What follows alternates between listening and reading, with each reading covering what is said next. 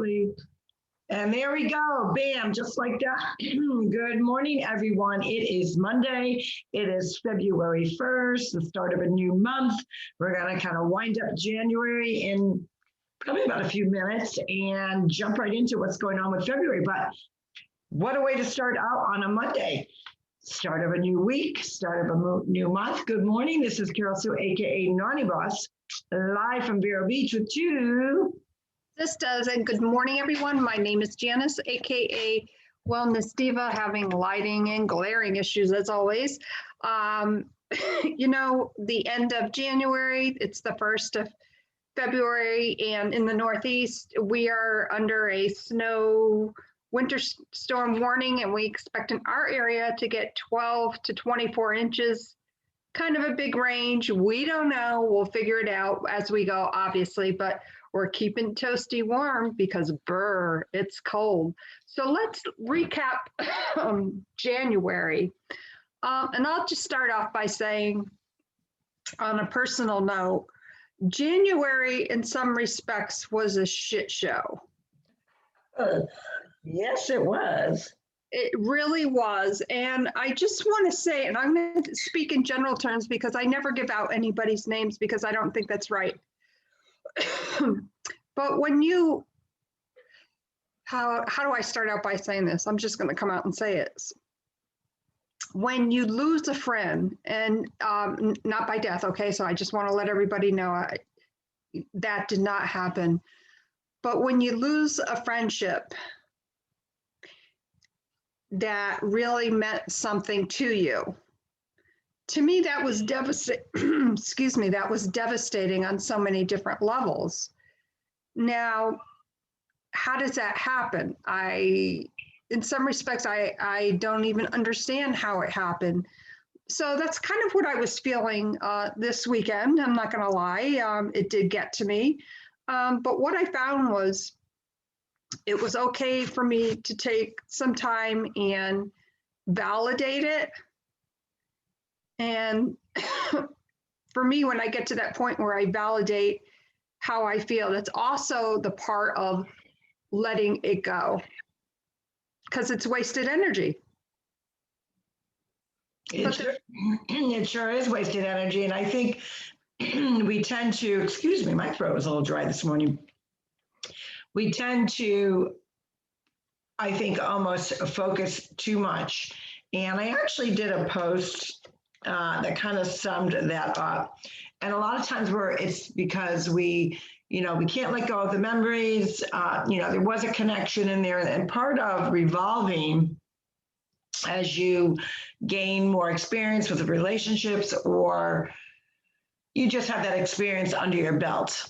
It's much different than when you were in, grade school or high school or even college for that matter, and even young adults. You find that your paths go in different directions, and that's kind of a natural progression.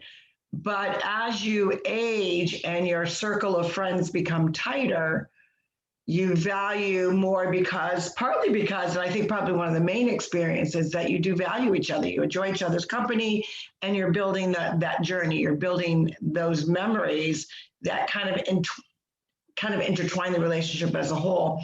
Some of those memories are great. Some of them are sad. Some of them are joyful. Some of them are creative. Some of them are just, fun. So when you take a position or a difference of opinion, or you don't see eye to eye, or something tragically happens that you cannot kind of mend it, I think as you get older, those relationships are harder to recover from.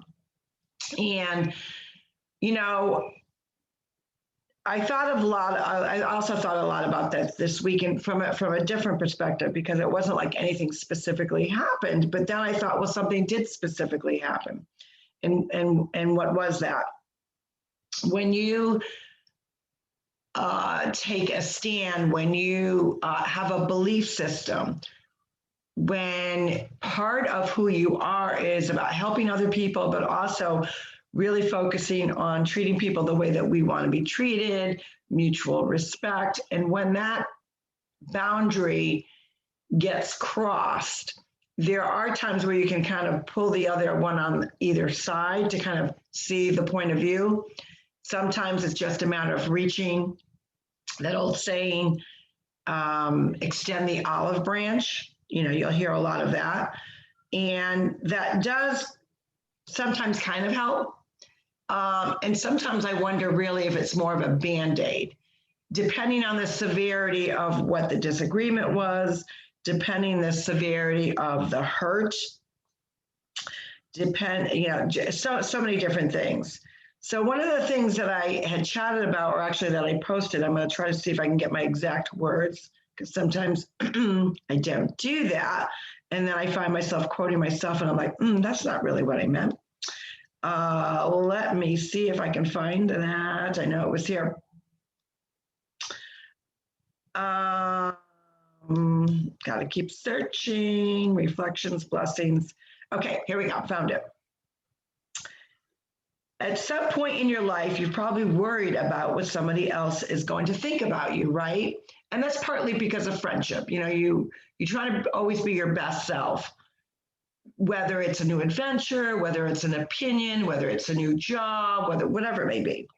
But a lot of times human nature dictates that we naturally, once we're going to take on this, we kind of worry about what the other person's going to think. We all do it. It's all part of human nature. But guess what?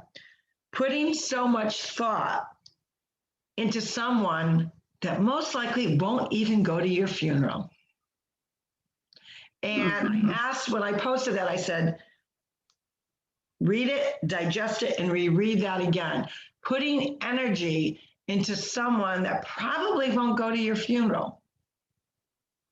So it sounds morbid to a certain degree, but there's something that there's very truth to it. Because I think we become a society that's, you know, we're so consumed with keeping up with the Joneses. We're so consumed with wanting to be accepted, wanting people to enjoy us the way, you know, we think that, you know, whatever we are, we're postured in how we believe, and we want everyone to think the best of us. I mean, that's just natural. But with loving someone and loving the best of them means loving all of them. Faults, mistakes, divots in the relationship. That's what true love, and where your true alliance and emotion, and it's an investment. When you're when you're investing someone in a relationship, you're investing them in your emotional well-being. So if they're not adding that value, if they're not impacting your life in a positive way, if they're stressing you out, if they've caused a harm that just you can't overcome, it is okay to let them go. Doesn't mean that it's easy. Doesn't mean that it's, you know, you're going to get over it quickly. But you have to think about that. Will this person that I'm putting so much energy, so much worry, whether, you know, they're going to like me, whether they're going to accept me, whether they're going to agree with me, whether they're going to treat me the way that I want to be treated. And at the end of the day, will they even attend my funeral? So that's the question I would pose to you and pose to our audience. If this person is someone you don't think is going to attend your funeral, and it's kind of, you know, I look at it now almost in a comedy way. Because when you talk about funerals, that can be depressing. When you talk about your own legacy and, you know, the end of life, we're born to die. That's kind of a weird way to start the new month, but that's a fact. We're born to die. So are we wasting too much of who we are worried about how someone thinks, how someone's going to react, and about someone that's done us harm that didn't really care about us in the beginning? I don't know. What do you think? Well, there's a lot of truth to that. And you have to wonder, and I'll just say that there are a few people, and not just this situation that occurred, that I do not want at my funeral. So I'll just say that. Now, do I say never as far as that something can't be mended or worked on? I'm not going to lie, I have said never, but I always believe that there is hope. I always believe the goodness, even after the mishap, if you will. So what is the truth behind that? A lot of that, I think, stems from perception.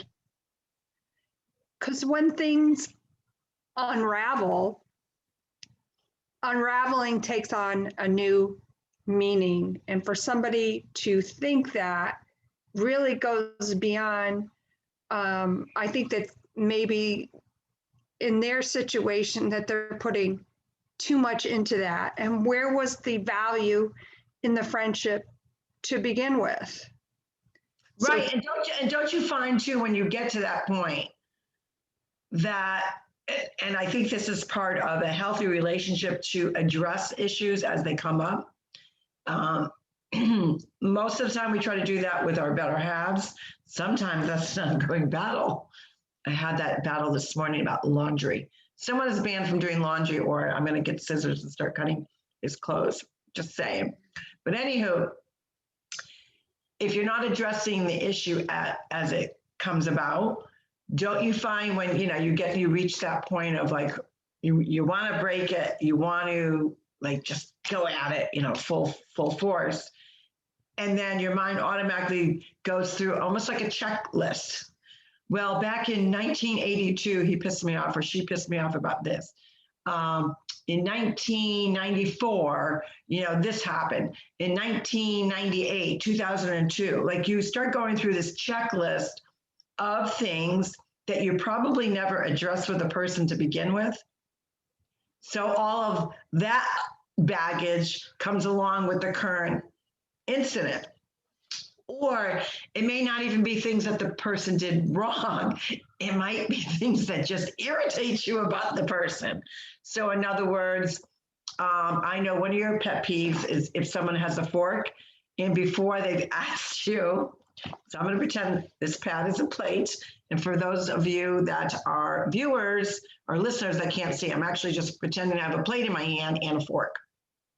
And how many times can you relate to, oh, can I try that? But as they're asking the try, they've already got their fork on your plate. Now, I know that's one of your particular pet peeves. It's also one of mine. And I think that stems from growing up with 6 kids with a lazy Susan that went round and round on the table. It's one of those little things. And as the food spun around, you stick your fork to get the food. And with 6 kids, 2 brothers, if you didn't get that fork in there quick, you might not get a piece of chicken. But I think what happens is we, as human beings, we have a checklist of things that, what irritates me about this person. Maybe, it's a habit they have. Maybe I don't like the way that they, respond to this, or, they did me harm and hurt my feelings. So you add up all these things on your checklist. So when that paramount thing happens that you think maybe is going to crack the relationship, all that other garbage comes up. So it is so super important for your mindset to start fresh, but you cannot start fresh until you get rid of the old crap. So what I like to do, I started this a while ago, and I have not been faithful to myself to keep doing it. And I'm starting that today. So I am going through relationships. I've decided that because of, really the last year, the emphasis on who you want to be with more and more has more value because of what transpired, where a lot of us were forced to stay at home, connect with people via Zoom, whatever it may be.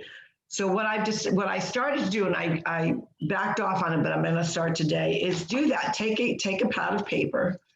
And I always say that you are mirroring like the 10 most. A lot of people say 5, but I say the 10 most. I think it takes 10 relationships around your life that really help form and are a reflection of you. And if those relationships are very important to you, but as human beings, we know like certain things may irritate us or whatever, is I'm writing lists of, and that 10, with the 10 people that I'm talking about, that can be rotated. You may develop a new relationship with somebody and then you let go of another. So that's kind of a revolving door. But you usually have that 10 core people that kind of shape you as well as you impact them. So it's kind of a one hand washes the other. And taking that note and writing their name down, and maybe if things occurred the month prior, maybe there was mishaps, maybe there was a hurt feeling. And some of those things you may not even want to address with the person. That's part of the stacking of hanging on to that baggage. And then you feel like, ooh, it's too little. I don't really want to say anything. Or, gee, I can't really go back 3 years when this person did that. But you still got to get rid of it, right? Because that person still adds value to you. So you write that list and burn it. Anything that, you felt that person did wrong to you, anything that maybe hurt you. If it's things that you really don't want to address that to that person, but you still want to salvage the relationship, write it down, get it off your chest and burn it, and let it know once you do that ceremonial burning, you're never going to bring it up again. It's past, it's old. You've dealt with it in your own way. Now, some things you may start writing and it may stirring up emotion and feelings. And you may say, I really have got to address that with that person. Then put that in another bag. So you may have 2 lists for somebody, things that you want to talk about and other things that they really weren't that important, but they obviously weren't important enough because they're gnawing at me, but I still got to get rid of them. And then thirdly, you may have someone on that list that does not serve you anymore. We're all about serving others. That's what we do. That's why TwoSistas was formed. But we also recognize that in serving others, we rely on other people to serve us because that's what shapes who we are. So if you have a person on that list and they're not serving you anymore and you cannot, there's things on that list that you can't get over, and you want to either back off of the relationship or end the relationship, again, same scenario, write it down and burn it. And either write it down and tuck it away, that this is something I really need to chat with them about, and maybe I'm not ready. But if it's something that whatever, like whatever it may be, it's a ceremony, it's a symbol, but it also recognizes letting you kind of shed that stuff off of your heart, off of your soul. And I decided that I'm going to do that every first of the month, because when you start the first of the month, and you can't even do it in the previous month, I don't believe in recreating or salvaging stuff that really is adding heartache to your heart. And you have to complete it. You have to complete it. So that's why I always say, everyone says, well, you're starting a new month, new beginning, new Monday. You can't do that until you've validated the previous month, and the previous month just got over. The previous week just got over. So allow yourself that part of starting a new journey, because with every new journey became and was and is because of another beginning's end. So if you don't address up to the end, you're not going to have a good start to your month. You're not going to have a good start to your week. So it's just something that I decided that, I used to do it and I have not done it. And I think for me, that is going to help. And I hope that empowers other people and impacts them in such a way that maybe you weren't not going to go to the extent that I'm going to go to. But even like I said, if you just write it down and burn it, it's a symbol of just letting go. And that brings up a lot of memories from this whole past year and I can think of a particular instance and it was right before Daddy passed away, having a meeting or walking by someone that has really done you wrong. And you've always had this perception that okay, what did I do wrong? I know it has probably something to do with XYZ, but why is that person over there so hate excuse me, so hateful, so miserable, just whatever. But having that aspect to where it finally came across where I was able to say, hey, what the hell is the deal here? And then to be able to find out exactly why that person was so upset. And as hurtful and as upsetting as it was, I actually felt really good after that because it gave me that validation that I hadn't done anything wrong. I know that I didn't.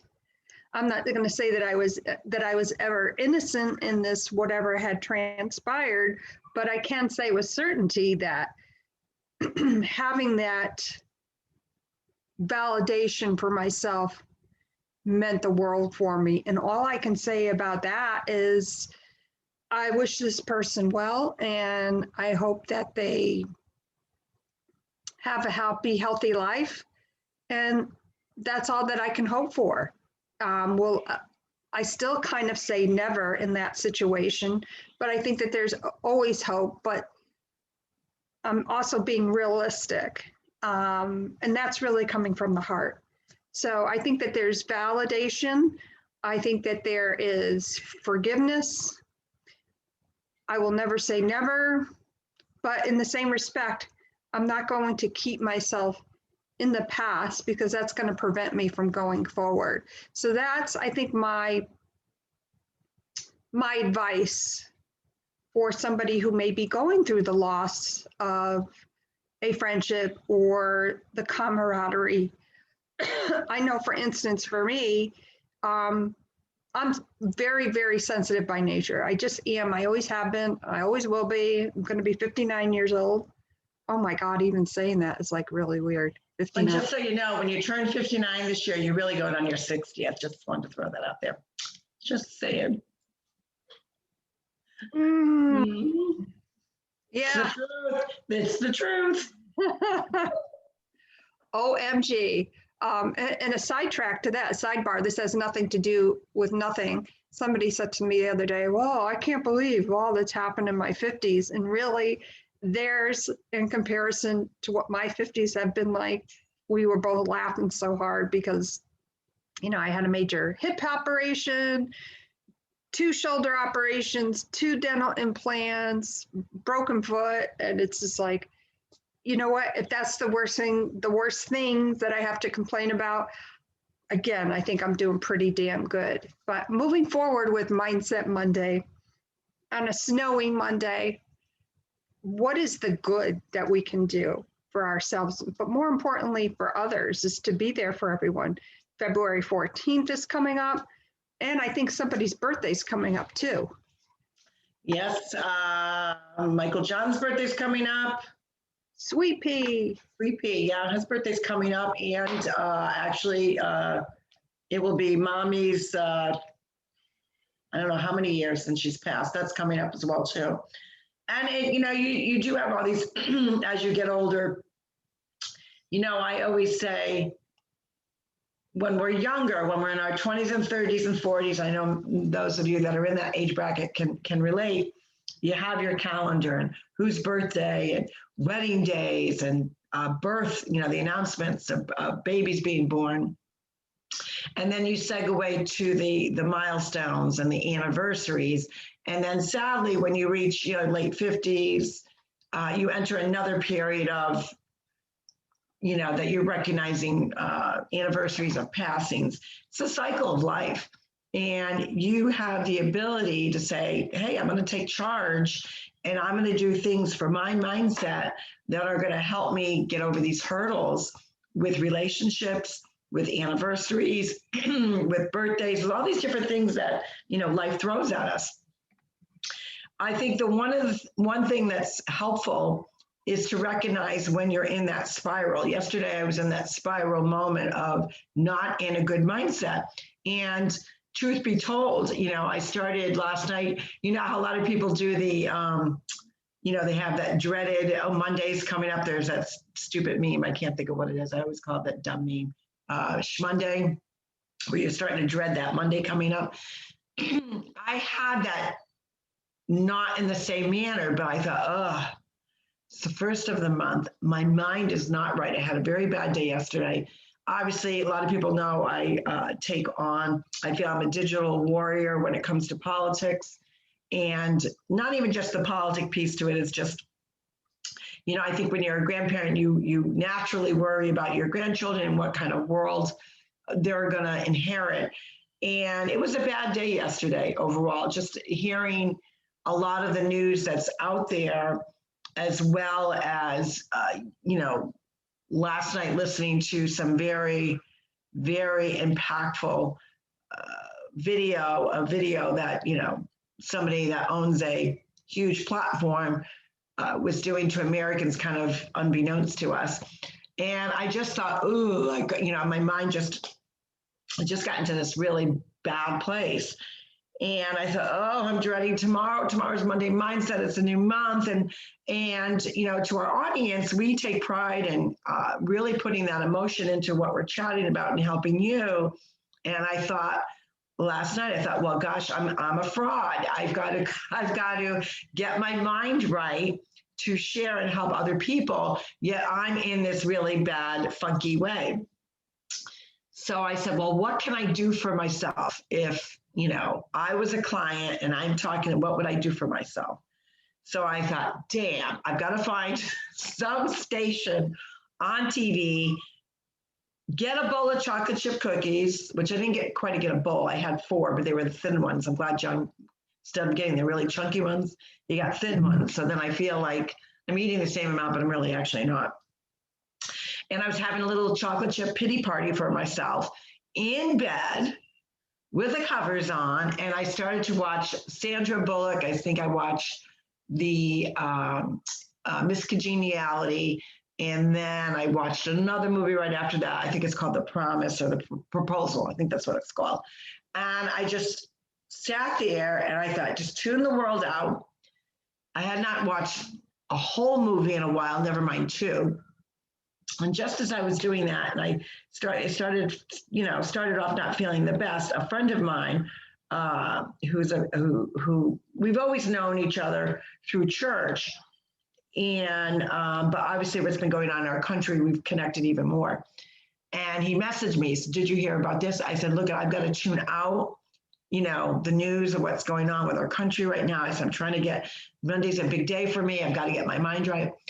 And he just said the sweetest things about, you remember what you always say, you're never in control. Let's do so we were actually kind of virtually doing virtual prayers with each other, which helped tremendously. So kudos to John Sequin for kind of helping me out with my mindset last night, which was, it's so funny. You have different people that come into your life that they always compliment you, that you were impacting them. Yet he just sensed that I wasn't feeling my greatest. And I think part of that is being kind to ourselves. And still, as women, as much as we preach it, it's still even difficult for us to say, it's okay, we're not in that good mind. And how are we going to do that? Close the world off, because we can't control it. We preach it all the time. But if I'm not doing what I'm preaching to you, then that's kind of like being a fraud. So that's kind of how I was feeling, like, how am I going to get out of this? And I just said, I have to take care of me. So I shut off social media, which was, that was a help. And just using Messenger and just messaging a few people, which helped. So, we always have to find different approaches to how we're feeling, because we're human beings. It changes all the time. So know this to our audience, know this to our viewers and our listeners, that while you struggle, we do too. We are not perfect. We have always said that we would be authentically us and share. There's days where Jan will fool around with the hair and say it looks, so bad, and she doesn't realize how cute it looks, and it's all, I always call it the regal look. There's days where we're going to look sweaty. There's days where we're going to be made up.